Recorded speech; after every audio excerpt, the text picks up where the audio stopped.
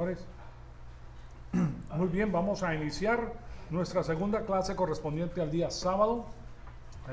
Estamos haciendo el estudio del libro de Deuteronomio. Estamos viendo el asunto del sacerdocio. Vamos a ver ahora la cuarta oficina. Hay otra cuarta oficina especializada en Israel que solamente Israel tenía. Y eso es algo muy interesante también. Entonces, antes de iniciar el estudio bíblico, vamos a cerciorarnos que estamos en comunión con Dios para poder discernir todo el asunto espiritual, y después de esto le damos inicio a la segunda clase.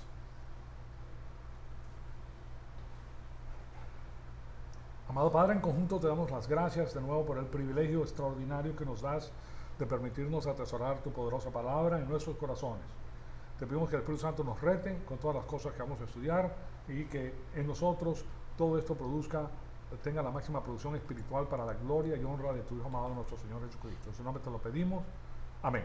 Bien, concluimos la clase anterior y yo le cité a Números 18 del 1 al 7, viendo la función sacerdotal especializada que tenía el Antiguo Testamento. Le pertenecía a la familia de Leví, a Aarón, a los hijos de Aarón. Entonces era solamente una tribu que tenía esta función, y esta tribu no se le dio parcelas de terreno. Ellos vivían de todas las demás tribus de la producción que ellos tenían, y ellos eran los que traían la palabra de Dios y dejaban al pueblo que se acercara por medio de ellos a Dios. Ellos no se podían acercar directamente al trono porque morían. O sea que había una barrera de separación entre el pueblo y Dios. El sacerdocio era separación. Fíjense ustedes, o sea, separaba al pueblo de Dios. Ahora, ¿qué tipo de imagen de exceso tenemos entonces aquí? ¿Qué es lo que está sucediendo con esta función sacerdotal especializada? Pues los extraños van a ser muertos. Extraño era cualquier persona que no había pasado por el ritual de purificación. Muerto. ¿Y qué nos habla de eso? Bueno, nos habla de la muerte espiritual que nosotros tenemos, y el que no acepta la obra de Dios, tú mueres, o sea, eternamente. Entonces los sacerdotes estaban armados, quiero que sepan, y tenían legitimidad. Ellos son los únicos, y son un caso interesante, porque no son oficiales civiles ejecutando a las personas. Los oficiales civiles eran los que tenían la función esa, pero los sacerdotes tenían la autoridad civil para ejecutar juicio por medio de la pena capital. Entonces, sobre cualquier persona que se llegara al santuario, instantánea, no era que ibas a pasar por un juez. Tú estabas ahí, la presencia tuya ahí significaba que tú habías violado el asunto. ¿Se dan cuenta? Entonces, ¿de qué es esta imagen? Es una imagen muy interesante. Vemos que nosotros pensamos por un momento en la soteriología. La soteriología es la doctrina de la salvación. ¿Okay? Soteriología es la salvación. Está hablando acerca de la santidad de Dios y del pecado, ¿verdad? Eso es lo que está haciendo. El pecado no puede tener comunión con Dios. El pecado es, el ser humano no puede entrar a la presencia de Dios en su condición. O sea, no puede entrar casualmente a la presencia de Dios, y aquí la acción es la de ponerle una pared de separación para prever que las personas se acercaran a la presencia de Dios. Y eso es para enseñarnos que, contrario a lo que las personas piensan, que pueden tener su propia idea de Dios y que tienen el derecho de acercarse a Él, esa no es la lección que tenemos en la Biblia. Es contrario a todo eso. Muchas personas se quedan con la boca abierta cuando escuchan esto. No, la función era diferente. Dios es santo, santo, santo. Y la condición que tenía que tener el ser humano para acercarse era la de santidad. A Dios no te le puedes acercar en tus términos. O sea, solo en sus términos te puedes acercar al Todopoderoso. Y sus términos son el sacrificio de sangre. Se requería sangre para entrar a la presencia de Dios, porque hablaba pues de la muerte sustitucionaria que apuntaba al Mesías. Y eso era lo que tenían ellos en esa época. ¿Se dan cuenta? Entonces ese es el motivo por el cual Jesucristo murió en la cruz. Este es un asunto central importantísimo, porque el asunto de poner un sacerdocio especializado echa a un lado la obra del Señor Jesucristo en la cruz. El que se considera vicario de Cristo es el que hace la separación. O sea, está tomando el papel de Cristo. ¿Sí se dan cuenta? Cristo es el que hizo la obra. Si Jesucristo no hubiera muerto en la cruz, nosotros todavía no estuviéramos sujetos al sacerdocio especializado. ¿Sí lo pueden ver? O sea, no tuviéramos acceso a Dios. Entonces, ¿por qué ahora no estamos bajo el sacerdocio especializado? Porque ya Jesucristo hizo su obra en la cruz. El Mesías vino, murió de acuerdo con las Escrituras para redimirnos a nosotros y abrir el camino al trono de Dios. Entonces es un tremendo error el que se ha infiltrado en la historia de la iglesia y todavía está con nosotros al día de hoy. Pero qué alegría que nos da a nosotros poder saber estas cosas, ¿verdad? Porque ya nosotros no podemos ser tilmados. Es más, tenemos información para dar a nuestros hermanos que están dentro de la iglesia católica para que se den cuenta del error en el que están. Ya están viendo ahora el líder haciendo ciertas... Bueno, el líder está haciendo cosas extraordinarias que si se los digo se caen de la silla, pues. Entonces, esa incursión entraña a la idea de que nosotros somos como creyentes en el Señor Jesucristo, no somos dignos, que no tenemos acceso al trono de la gracia. Pero eso es absolutamente falso. Y esa creencia ha sido institucionalizada de tal manera que ahora millones de personas en el mundo entero piensan de esa manera. O sea, la mentira se infiltró en la cristiandad. ¿Sí lo pueden ver? Satanás es el padre de la mentira. La palabra dice que él al mundo entero lo engaña con la mentira. ¿Qué es lo que utiliza la mentira? ¿Qué es lo que estamos viendo el día de hoy? Pura mentira, mentira, mentira, mentira, mentira, mentira, mentira. Y el que no tiene la verdad no puede ver que es mentira. Se la come, se cree todo, hasta que no conozca la verdad. Por eso dice, tú sabrás la verdad y la verdad te hará libre. La verdad es la palabra de Dios. No es lo que está en los edificios de la universidad, que tú sabrás la verdad y la verdad te hará libre. La verdad, según ellos, es la información que te están dando. No, Señor. La verdad es Cristo. Cristo es la verdad. Entonces, esas millones de personas tienen que pasar por un sacerdocio especializado para llegar a Dios. Y eso separa a Dios. Ese es el problema. Y ese fue el propósito del Antiguo Testamento debido a que Cristo todavía no había venido. Y ese es el meollo del asunto. Entonces, fíjense en Números 18:22. Y ese sí creo que lo tengo aquí, 18:22. Miren lo que dice. Los israelitas no se volverán a acercar a la tienda del encuentro. Cargarían con un pecado y morirían. No podían entrar. ¿Se dan cuenta de esto? Porque esto era sagrado. Pero había una separación, solamente los sacerdotes especializados podían entrar.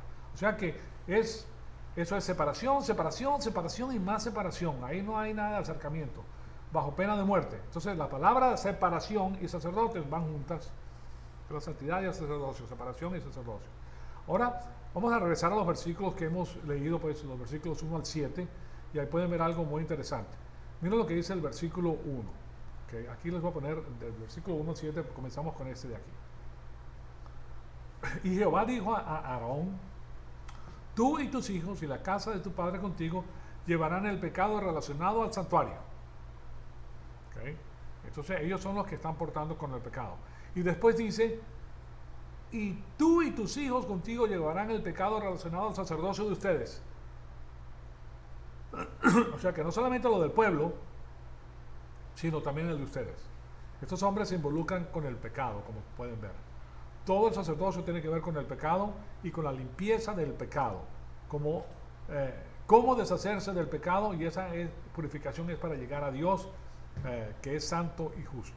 Eso es lo que tenemos aquí, señores. O sea que esa es la función sacerdotal en el Antiguo Testamento. Y todo tiene que ver con la anticipación de que el Mesías viene para ellos. Remóntense a ese tiempo. Todavía no había llegado el Mesías, pero ellos veían eso como un asunto venidero. Entonces es aquí donde la idea del Mesías va a venir. Y el Mesías va a manejar el asunto del sacerdocio.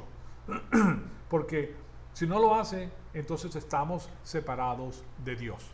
Por eso te dice, el que cree en el Señor Jesucristo tiene vida eterna. Está la vida. El que no cree no tiene la vida eterna, punto. Está en muerte. No se puede acercar. Y totalmente dependiente después de un sacerdocio intermediario. Nosotros no tenemos ese problema. Entonces, y así era todo eso, pues, como lo vemos en Números 3. Ahí podemos ver otra función de estos sacerdotes, pues que el mismo versículo que han oído anteriormente, pero se los quiero enseñar en otro lugar para que no piensen que solo sale de un pasaje. Se los llevo entonces a Números 3:10. ¿Qué dice ahí? Bueno, ahí dice, y designarás a Aarón y sus hijos para que se encarguen de su sacerdocio, el sacerdocio que Dios le había dado a ellos. Pero el extraño que se acerque será muerto. Ahí no dice pasará por juicio, ahí dice será muerto. Se acerca, saca la espada y lo mata. Ya, moriste por presentarte a ese lugar. O sea que aquí no hay ambigüedades, es muy claro el asunto. Entonces, ahora para resumir el asunto, tenemos a los sacerdotes, lo que hacían antes de que Cristo viniera, ¿verdad? Que se los he explicado con lujo de detalle. Los sacerdotes eran los custodios de las escrituras de la nación. Ya nosotros sabemos eso por medio de Deuteronomio 17 y 18, que lo hemos estudiado. Ellos mantenían la palabra de Dios y el sumo sacerdote tenía acceso limitado.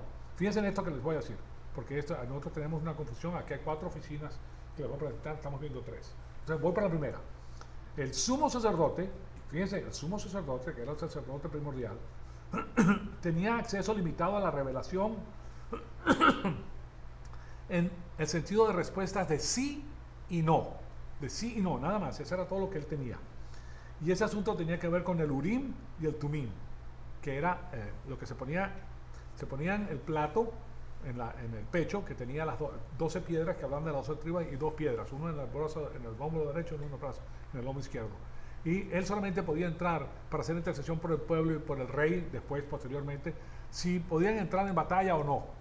Y si se prendía uno de los, no sabemos cuál es, si se prendía uno era sí, y si se prendía el otro era no. ¿Okay? Y esa era la respuesta que tenía Dios. Esa era limitado. Esa es la información limitada que tenía el sumo sacerdote. ¿Okay? Mantengan eso en mente. Entonces también tenía que ver con la vestimenta del sumo sacerdote. Bueno, nosotros no sabemos qué eran esas cosas, simplemente sabemos que cuando ellos tenían alguna pregunta, de nuevo, que si podían ir a la batalla o no, el sumo sacerdote lo ponía, había un ritual y él recibía la información. Parte de su vestimenta se iluminaba entonces y recibía la respuesta de sí o no. O sea, no era como un profeta que vamos a ver en breve, que es la 4ª oficina. Esto va a ser la próxima oficina, pero los sacerdotes, ahí están los sacerdotes que no eran las personas que transmitían las revelaciones directas de Dios. ¿Okay? Pero fíjense, los sacerdotes no transmitían la información directa que venía de Dios a ellos. ¿Okay? Ellos transmitían la información que venía por lo que ya estaba escrito y los rituales que se habían dado para que el pueblo lo entendiera. Pero no es que Dios le estaba hablando a ellos. Hoy en día tenemos una cantidad de pastores que dicen que Dios les habló anoche a las 3:30 de la mañana, lo levantó y le dio un mensaje que no estaba en la Biblia. ¿Okay? Y le dijo que iba a haber una persona en la congregación que tenía esto y esto y esto y esto. ¿Okay? Es una blasfemia, que es una blasfemia. Y hay gente que se lo come y se lo cree. Pues. Bueno, de todas maneras, ellos eran los protectores y los encargados de la limpieza del pecado para poder llegar al santo Dios. Ellos eran los custodios de las escrituras, pero ellos no escribieron las escrituras. Estos hombres no le añadían nada a la Biblia, simplemente la mantenían como la fuente del consejo divino para la nación. ¿Okay? Lo entendemos perfectamente bien. Además, si ustedes se recuerdan nuestra discusión acerca de los jueces, tenemos sacerdotes de los jueces, y la religión, yo les enseñé que los sacerdotes están ahí en las cortes. ¿Okay? Estaban los jueces y estaban los sacerdotes. Era importante detener los jueces porque eran los que aplicaban pues la palabra. Y ustedes se van a preguntar por qué están ahí los sacerdotes en la corte. Bueno, porque el juez tenía que ver con la oficina civil y tenía que aplicar la ley a su caso. Y este caso y aquel caso, él estaba involucrado con las reglas de la evidencia para saber si la persona estaba mintiendo, ¿verdad? O para saber si en las declaraciones había perjurio o si la evidencia era suficiente, etcétera, etcétera. Pues todo lo que hace un juez. Y eso era lo que hacía el juez. Pero el juez tenía que depender del estándar divino, de la metafísica divina. Señores y señores, ya hemos visto el asunto de la metafísica, la epistemología, la ética y finalmente la política. Pues el sacerdote tenía que basarse en la metafísica divina, la información divina. El juez, entonces iba al sacerdote, el sacerdote tenía esa información. Él es el que transmitía la palabra de Dios, a él se le había encargado. O sea que en la Corte Suprema de Israel siempre había un sacerdote. El sacerdote y el juez trabajaban juntos entonces, y eso era un testimonio del hecho de que la corte no puede existir sin un estándar trascendental. ¿Te das cuenta? Por eso inicialmente también en los Estados Unidos en la Corte Suprema había sacerdotes, había pastores o sacerdotes. Ahora la pregunta, claro está, es que cada nación gentil, como la nuestra, se tiene que enfrentar con la pregunta, ¿cuál es el estándar trascendental de nuestras leyes? Y nosotros vemos que la tiranía, pues todo es paganismo. Todo es paganismo. El comunismo es una religión humana. Es el hombre gobernándose a sí mismo sin Dios. Que el hombre puede hacer todo. Con su información, con su conocimiento, con todo lo que tiene. ¿Verdad? Pues bien, ahora llegamos a una nota pequeña en el estudio de Gary North. ¿Se recuerda que yo les mencioné a Gary North en muchas ocasiones diferentes? Y esto es relevante a este asunto donde él utilizó un análisis de la ley acerca del sacerdote. Esto fue lo que él hizo. Recuérdense que este hombre es un economista, ¿ok? Y él ve, perfila la Biblia desde el punto de vista de la economía. Entonces el sacerdote no podía tener parcelas de tierra en las áreas rurales, pero ellos podían comprar tierra en las ciudades. Ellos podían tener el derecho a hacerlo, pero ellos podían comprar entonces, y eso es algo interesante, pero lo que hace Gary North como economista es que nos enseña lo siguiente. ¿Qué se supone que ocurre si Israel prospera? Pues la población incrementa, pero cuando incrementa la población, la tierra no incrementa. Hay más gente, menos tierra, porque no incrementa. Entonces, ¿qué pasa con los valores de la tierra? Suben. Si tú vas a comprar trata de comprar una parcela de tierra en Nueva York. ¿Ah? En una parcela de tierra de un acre, te construyen un edificio de 60 pisos. ¿Okay? ¡Carísimo! Aquí yo conozco un amigo mío que se encargaba de los animales, ¿cómo se llaman los médicos? De los doctores. Veterinario. Un veterinario, gracias. Y tenía, cerca de la galería, tenía un terreno. ¿Okay? Medio acre o un acre, más o menos. Lo compró hace tiempo. Se lo vendió a una compañía para edificar un edificio por $3.5 millones. Él no lo compró por ese precio, claro, porque hay más gente y si lo quiere, pues me tienes que comprar. Ya habían comprado los terrenos aledaños, pero necesitaban más terreno para que se tuvieran 3 millones y medio. Y eso se formó un lío porque políticamente pues los que estaban comprando fueron a la ciudad, que tenían sus amistades ahí para hacerle algo, pero el asunto es que él terminó con los $3.5 millones, porque vale más la tierra, ¿te das cuenta? Entonces, y eso es lo que está pasando aquí en Houston, aquí en Brookshire. Ya están viendo cómo viene, mira la noticia que me acaba de dar Ramón, o que nos acaba de dar, que van a poner aquí en Goya más, van a tener más capacidad. ¿Okay? Y ustedes están viendo toda la construcción que hay aquí. Y eso es bendición por asociación. Bendición por asociación, señoras y señores. Como el concepto de la sal de la tierra, Dios bendice todo alrededor tuyo para bendecirte. Yo sé que eso es así, o sea, porque eso es lo que hace Dios. Entonces, hay prosperidad cuando hay conocimiento. Ya saben cuánto vale cada una de las personas que están creciendo espiritualmente en los ojos de Dios. Eso es oro extraordinario para Dios. ¿Okay? Cada creyente que crece, porque no hay muchos, son muy escasos los que quieren conocer la palabra de Dios. Son personas importantísimas, son personas que terminan cuando regresa el Señor Jesucristo en posiciones tan exaltadas que sobrepasan el entendimiento, como dice la palabra de Dios. Que son personas que están utilizando su propio libre albedrío hoy, a pesar de todo lo que ves alrededor tuyo, para seguir al Señor. ¿Quién es primordial? El Señor. ¿Okay? Sí se dan cuenta. Y tenemos, bueno, yo les he hablado a ustedes muchísimo en las 7000 horas de estudio bíblico que hemos hecho, bueno, por lo menos que he puesto, yo les he hablado de ese asunto. ¿Okay? Dios tiene coronas extraordinarias para las personas que lo aman y que lo siguen. Y Él se encarga de bendecirlos en toda oportunidad. Entonces, fíjense lo que ocurre aquí. Ya hablamos del terreno que incrementa porque incrementa la población. O sea que si tu familia tiene ese terreno que cada 50 años regresa a tu nombre, pero tienes muchos hijos y sus hijos tienen hijos y ellos tienen hijos, ¿qué sucede con la tierra de la familia, con cada persona de tus descendientes? ¿Verdad? Eso se va parcelizando, ¿verdad? El terreno es grande. Si tú tienes un terreno grandísimo que compraste y tienes 5 hijos, pues cuando muere le van a dar una parcela a cada hijo. Y ellos tienen hijos, ellos los que se mueren le van a dar la parcela a sus hijos. Así pues, pero sigue creciendo y sigue creciendo y sigue creciendo. ¿Okay? Por ejemplo, donde yo vivo, vendieron 300 o 150 acres, o 100 acres, no me recuerdo, que era de una sola persona porque ahí era granja, pues. Y un tipo lo compró y hizo 5 parcelas. Pero 5 parcelas ya subdivididas y ya las vendió todas. ¿Okay? O sea que, y esto era grandísimo, era solamente propiedad de una persona. Ahora, claro, vienen las ciudades completas porque se va subdividiendo. Entonces es lo mismo. El asunto es que, ¿qué pasa con cada persona de sus descendientes? Llega a ser más y más pequeño el lote que reciben. O sea que Gary North resume este asunto y llega a la siguiente conclusión. La multiplicación de la población israelí a la larga y la larga vida, junto con el hecho que no había abortos, disminuía la parcela de terreno de cada generación. A eso le podemos llamar la trama de Dios en contra de los lotes familiares.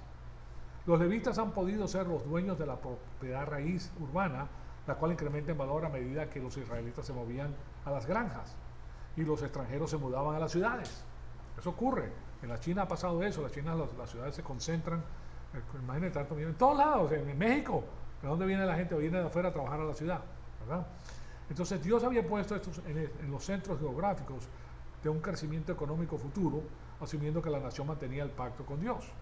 O sea que había un incentivo económico, es lo que les trato de decir. Solo se requiere a un economista para mirar al texto y sacar esto del texto, pero es algo intrigante lo que esto enseña. ¿Por qué? Porque la ley encierra una tremenda sabiduría. Tiene una elocuencia que no puedes sacar si en realidad no piensas acerca de estos asuntos. Todo está dentro de esto, está entrañado dentro de la ley. ¿Qué hubiera sucedido si ellos obedecían a Dios? Bueno, el pueblo de Israel se obedecía a Dios. Hubiera pasado esto. El asunto es que ellos van a recibir cascadas de bendiciones por los que se acercan a Él. Más pequeñas la parcela, pero más dinero por parcela. Mucho más dinero. Entonces, más adelante vamos a ver a Deuteronomio 18:9 hasta el final del capítulo. Y esta sección tiene que ver pues con la oficina del profeta. Es la próxima que vamos a ver. Hemos visto los jueces, los reyes, los sacerdotes. Ahora vamos a ver la oficina de los profetas. Y eso nos va a hablar volúmenes acerca de los profetas modernos. Que son los que hablan para 3:30 de la mañana con Dios, que le está diciendo lo que tiene que hacer. Entonces, esta otra de las cosas que cuando tú observas a la Biblia y lees, pues, versículo tras versículo tras versículo tras versículo, de repente, cuando lees tanto, te encuentras con un segmento que no parece encajar dentro de la narrativa que estás leyendo. Entonces te tienes que preguntar, un momento, Moisés no era estúpido, ¿verdad? Moisés era inteligentísimo. ¿Por qué puso esta información aquí? ¿Por qué está fuera de secuencia? Pues piensa por un momento del por qué. Les voy a poner esto para que ustedes se den cuenta. A Deuteronomio del versículo 9 al versículo 14. Miren lo que dice. Cuando entras a en la tierra que el Señor tu Dios te da, no aprenderás a hacer las cosas abominables de esas naciones.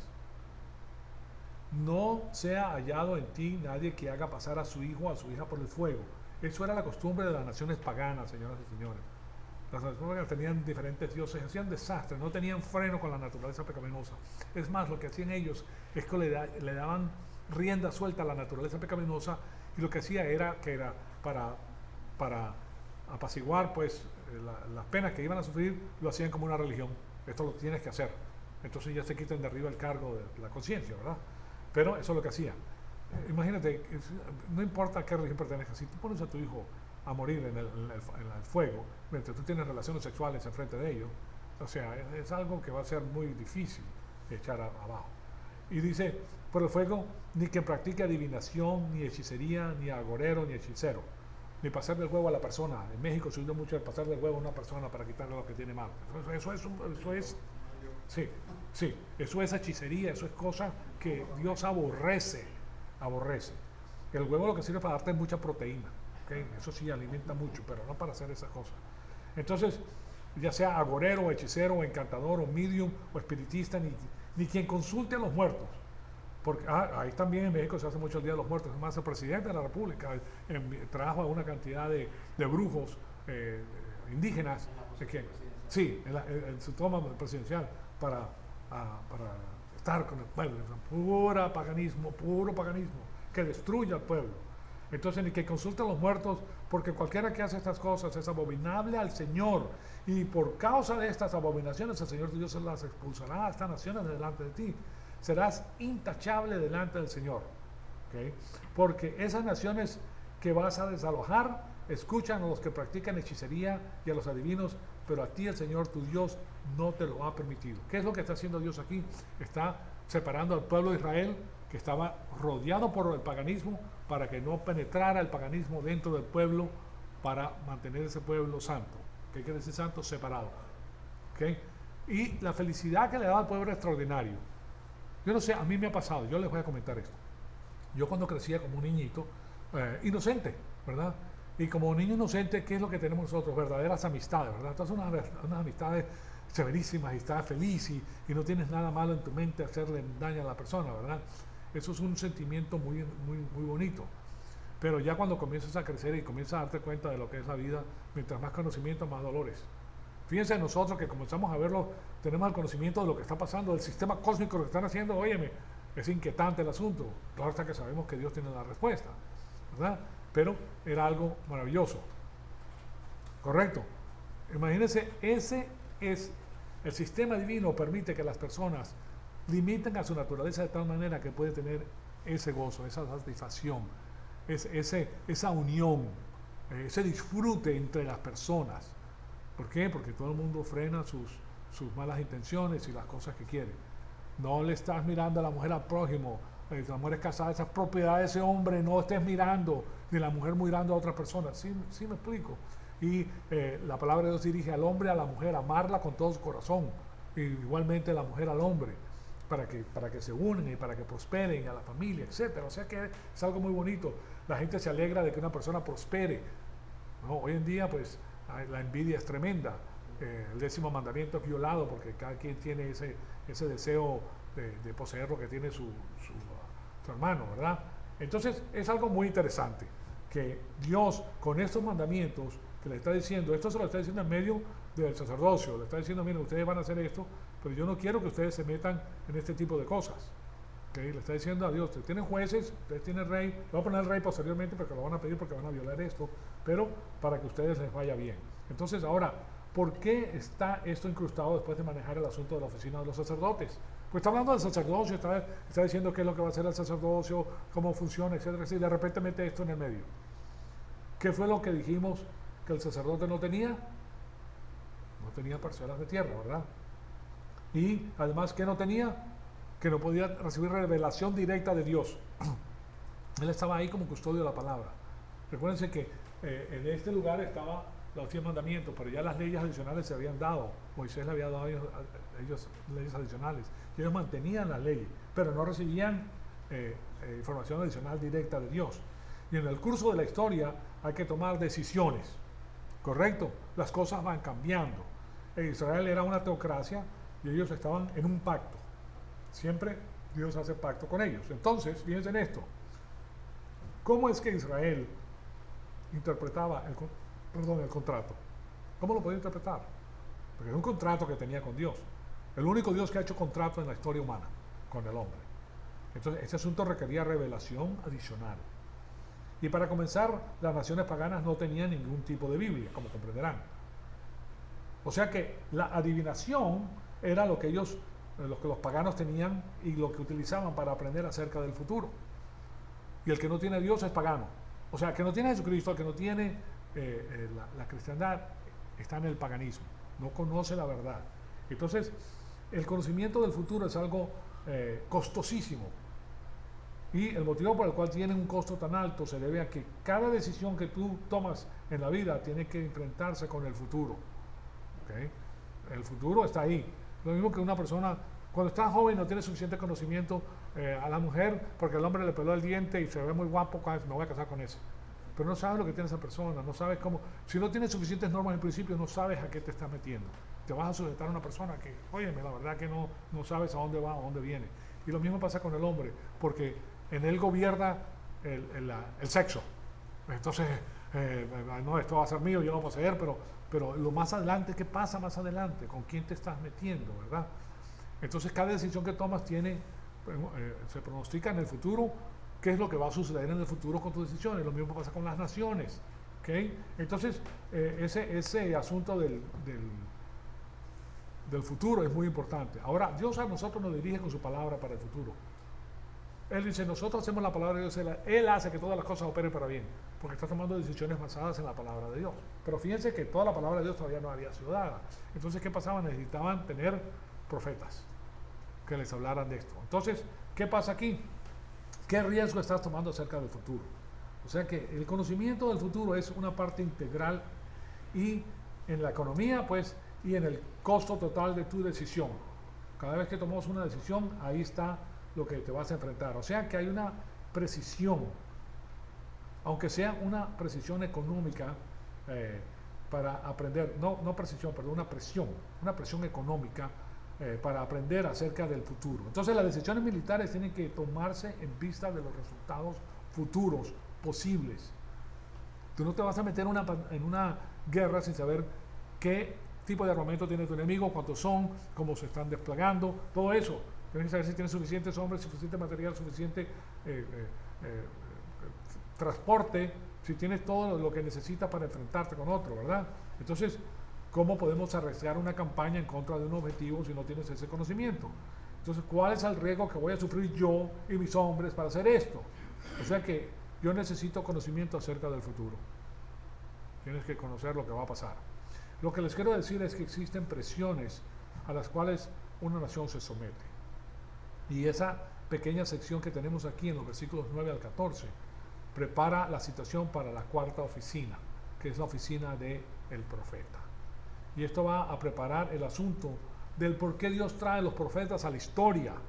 Yo creo que ustedes sepan por qué vienen por este mismo que lo estoy diciendo.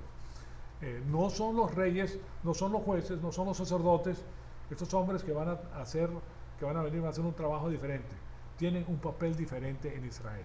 No es una oficina, que es un don que Dios le da. Entonces, lo que vamos a ver es algo extraordinario. Y lo que les quiero hablar es acerca de los profetas de Israel. Ellos son absolutamente únicos en la historia humana. Así como Dios habla al pueblo de Israel, que es el único Dios que habla con el ser humano, audiblemente, desde el monte Sinaí, ¿verdad? 1 millón y pico de personas oyeron la voz de Dios y les dio los 10 mandamientos, 10 palabras. Así tenemos que en Israel el profeta es absolutamente único. Es el único que recibe información directa de Dios. El único. Los otros hablan con sus dioses paganos y creen, se meten para recibir información de Satanás y su organización. Tienen que meterse en lo que se conoce en el griego como farmaquía. De ahí viene la palabra farmacia. Y tiene que ver con estupefactos, tiene que ver con el LSD, tiene que ver con cosas que te alteran la mente para que te abran la puerta. La marihuana te abre la puerta. La marihuana hace que tú veas las cosas diferentes, te cambia la manera de pensar y permite que tú recibas información o veas las cosas de una manera diferente, totalmente separada de las cosas de Dios. Y eso es lo que hacen, pues yo les he comentado, por ejemplo, en Brasil ellos utilizan ciertos químicos que sacan de los árboles y se dan unas despegadas que piensan que su alma está volando y están viendo cosas y están, y que he visto y que va a venir esto y sí. ¿Qué información está recibiendo? Información satánica. Porque los ángeles saben lo que ha pasado. Ellos saben, por ejemplo, el hombre ha estudiado lo que es la psicología. Y la psicología básicamente te deja saber que si tú pones a una persona bajo cierto estímulo va a tener cierta acción o reacción. Una cosa simple, si tú, hay un solazo, estamos hablando del calor que está viendo ahora, ¿verdad? Estás esperando el autobús. ¿Okay? El sol está que te quema. Pero al lado, ahí está el sol que te quema, pero aquí tienes un techo, el techo del autobús. ¿Dónde te vas a parar? ¿Te vas a quedar en el sol o te vas a meter bajo el techo? Bajo el techo, porque entonces esos son los estímulos que causan que tú hagas eso. Si hace mucho frío, ¿qué vas a hacer? Te vas a tapar. O sea, esas son cosas pequeñas. La psicología sabe que dando ciertos estímulos a las personas van a actuar de cierta manera. O sea que es casi predecible lo que va a suceder. Y la tortura, lo que está pasando, yo les enseñé lo que está pasando con la pandemia, ¿okay? Que es un sistema de tortura nacional mundial, ¿okay? Que hace que las personas se sienten incómodas, las 3D. Y ellos saben, ellos han estudiado eso. ¿Sí? Sí lo pueden ver, o sea, y si el hombre que ha estudiado esto en los tiempos recientes, porque eso lleva un promedio, se ha avanzado en los últimos 90 años. ¿Ustedes creen que los ángeles no saben lo que pasa cuando una persona se somete bajo ciertos rigores? Las personas que torturan a personas saben exactamente lo que van a hacer. Una persona que se quede con la información, se la sacan, ¿okay? Por el miedo. O sea, y los ángeles saben. Entonces más o menos saben, no saben lo que es el futuro, pero en sí pueden programarlo, como lo están haciendo. Y todas esto, todas aquello, y todo esto va a pasar, porque ya saben cómo actúa la persona, saben que no ven ciertas cosas, sabes que si le cambian las definiciones a la palabra, entonces a las personas las puedes engañar, y a otras personas las puedes sobornar, y las puedes meter, y una vez que se sobornan ya son tuyos, porque ya se metieron en el problema, y por un lado y por otro lado. O sea, tienen una serie de factores que utilizan para que ellos tomen posesión de las cosas. ¿Okay? cuanto más los ángeles. Entonces las personas que utilizan la farmaquía para elevarse reciben información que es muy interesante para que ellos puedan promulgar su posición. Es la posición pagana. Pero los sacerdotes, estos profetas, recibían información directa del creador del universo, que es omnisciente. ¿Se dan cuenta? Completamente diferente. Dios sabe todas las cosas, los ángeles no. Saben mucho, pero no saben lo que Dios sabe, porque los ángeles son omniscientes. Entonces, quiero que tengan eso en mente. Vamos a poder ver entonces que esto es una oficina crítica en Israel, pero en realidad no es una oficina, el profeta es completamente diferente. ¿Saben qué? Yo creo que vamos a parar aquí porque yo quiero darles a ustedes este asunto de los profetas de Israel. Ahí vamos a comenzar la semana que viene. Les voy a hablar acerca de este don espiritual que reciben ellos, que son específicamente para Israel. Ningún otro individuo afuera de Israel recibe la información que reciben los profetas de Dios. Interesante, ¿verdad? Entonces, con eso vamos a culminar y la próxima semana comenzamos de nuevo aquí. Amadísimo Padre, te damos las gracias por el privilegio extraordinario que nos has dado de escuchar tu poderosa palabra. Te pedimos que el Espíritu Santo nos siga retando, Señor amado, para seguir creciendo y para conocer estas cosas que tú preparaste para el pueblo de Israel, y que a nosotros nos permites ver cómo tú divulgaste tu información para que nosotros hoy la podamos disfrutar, podemos llegar a esta información porque ha sido escrita, y para que nosotros podamos guiar nuestra vida con tu poderosa palabra. Te pedimos todo esto para la gloria y la honra de tu Hijo amado, nuestro Señor Jesucristo. Solo te lo pedimos. Amén.